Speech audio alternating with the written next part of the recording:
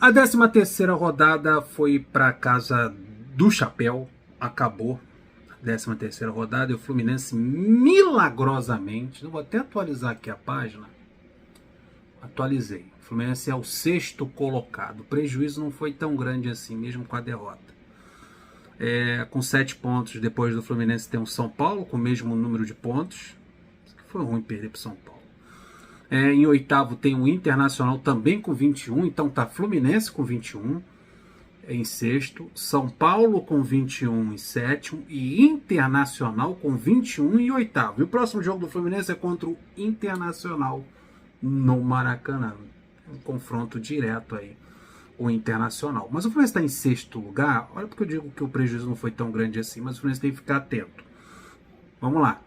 Em nono lugar tem o Atlético Paranaense com 20 pontos. Em décimo tem o Atlético Mineiro com 20 pontos. Em 11º, Fortaleza com 20.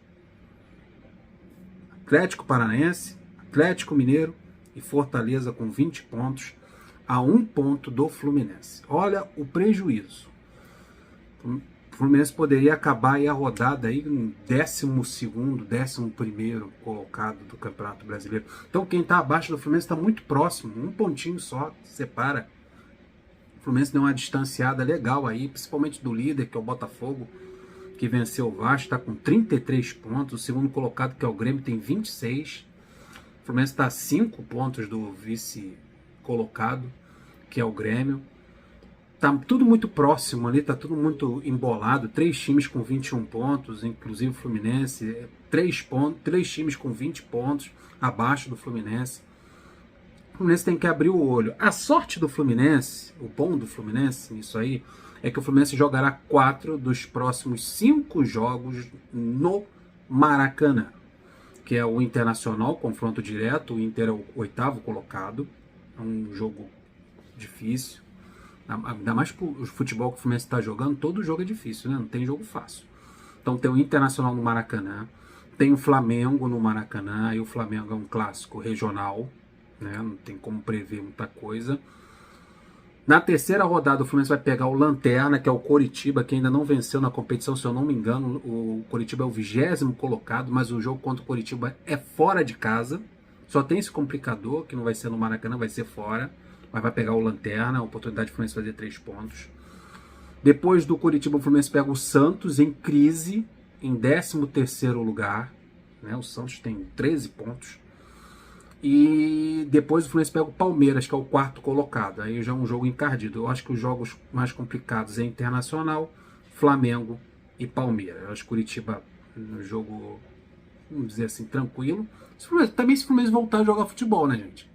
O Fluminense jogar o que jogou contra o São Paulo, acho que qualquer adversário que o Fluminense enfrentar será de extrema dificuldade. Mas interessante essa tabela nesse momento, que não teremos jogos no meio de semana. Isso é bom, né? O Fluminense vai jogar somente nos finais de semana, então vai ter uma semana livre de treinamentos. Esse mês de julho, como eu falei, são 4 jogos. Eram 5, né? O Fluminense perdeu para o São Paulo, agora são 4 jogos nesse mês de julho, então tem tempo para a rapaziada treinar. Tem tanto tempo para treinar que tem tempo até para dar folga. O Fluminense folgou nesse domingo, o elenco folgou nesse domingo e vai folgar agora segunda-feira também. Como se tivessem corrido horrores no jogo contra o São Paulo. Né? Estão super desgastados, mortos. Os treinamentos do Fernando Diniz realmente são um terror para a preparação física do Fluminense, né? A ponto de um monte de gente machucado. Felipe Melo saiu machucado, o André não jogou, o Ganso, segundo o Eduardo Barros, está com dores no pé, por isso está sendo poupado um jogo após o outro. Nem entrou no jogo contra o São Paulo, e a lista de contundido, Marcelo saiu mancando e vai aumentando. Na zaga, então, nem se fala. Mas temos o Thiago Santos para jogar na zaga. Falando em Thiago Santos, vou ler uma parada aqui para vocês. O Fluminense trouxe o Thiago Santos, não trouxe? Para jogar de volante. Agora ele está jogando de zagueiro. Arrumaram um lugar para ele jogar. Agora vai ser zagueiro, a partir de agora. Quer apostar? Mas o Fluminense, antes de trazer o Thiago Santos, se livrou do Wallace pela 1000ª vez. O Fluminense empresta o Wallace, o bom volante Wallace. querido aí da galera, da torcida do Fluminense, todo mundo na expectativa de um dia contar com o Wallace na equipe profissional. E eu não sei qual é acho que o problema do Wallace é empresário. Eu acho que o empresário não fecha com a diretoria do Fluminense, não é um cara querido. Porque o que o Wallace é emprestado, CRB, ABC, tudo quanto é letra, o Wallace já foi emprestado. Olha o que aconteceu nessa rodada da Série B. Emprestado pelo Fluminense, o Wallace se destacou com 2 assistências em vitória do ABC pela Série B contra o Avaí. Ele deu 2. O Wallace deu 2 assistências na vitória do ABC contra o Avaí. Cedido por empréstimo ao Fluminense, o volante Wallace brilhou na vitória por 2-0 do ABC sobre o Avaí no último sábado na ressacada. Jogo fora de casa para o ABC, pela Série B. O moleque de Xerém deu as 2 assistências para os gols do time potiguar. Mas não serve para o Fluminense. Né? O Wallace não serve para o Fluminense, serve para todos esses times da Série B que ele já foi emprestado.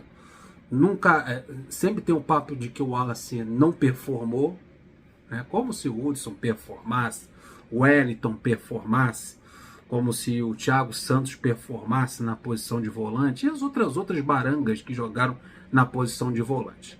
Mas o Wallace está fazendo o futebol dele lá no ABC. Eu não tenho nem expectativa com essas 2 assistências que ele deu, pelo bom futebol que ele está jogando lá, porque eu fiz uma pesquisada e realmente ele é um dos destaques do ABC. Eu não tenho nem expectativa de um dia do retorno desse jogador. Eu acho que o Fluminense está só esperando acabar o contrato dele, ele ficar livre no mercado aí. É uma má vontade com esse Wallace que é brincadeira. Contratações. Vamos lá. O Fluminense vai voltar a treinar na terça-feira, não precisa de treinamento, o pessoal está muito cansado. Janela abre nesta segunda-feira, dia 3, a janela de transferência. O Fluminense pode fazer 5 trocas na lista da Libertadores até o dia 29 de julho. 5 trocas. Pode trocar 5 nomes que estavam incluídos na fase de grupos, agora para as oitavas de finais, para trazer os novos contratados. O Fluminense deve trazer 5 jogadores, e esses 5 precisam estar inscritos até o dia 29 de julho. Então vamos lá, a janela abre agora nesta segunda-feira. O único anunciado até o momento foi o danadinho do Diogo Barbosa. O Léo Fernandes está sendo aguardado, a chegada dele para fazer exames e assinar contrato. Falta isso para ser anunciado, exames e assinatura do contrato. Léo Fernandes. Dizem, setoristas, jornalistas dizem que está quase tudo certo com o Ione Gonzalez e com o Danielzinho do Bahia, ex-jogadores do Fluminense que atuaram com o Fernando Diniz em 2019. Também tem a situação do Antônio Carlos, aí uma indefinição danada com o time do Orlando City. O time americano está fazendo um jogo duro para liberar o jogador. O contrato dele termina em dezembro, mas precisa de uma liberação antecipada. E também tem o Marlon Santos. O problema do Marlon Santos é salário. O Shakhtar Donetsk também é ruimzinho para liberar jogador pra caramba. Mas devido aos conflitos na Europa, né, é bem provável que o Shakhtar libere. Mas o problema é o alto salário, na casa de 1 milhão. Não sabia que o Marlon Santos ganhava tanto assim, não.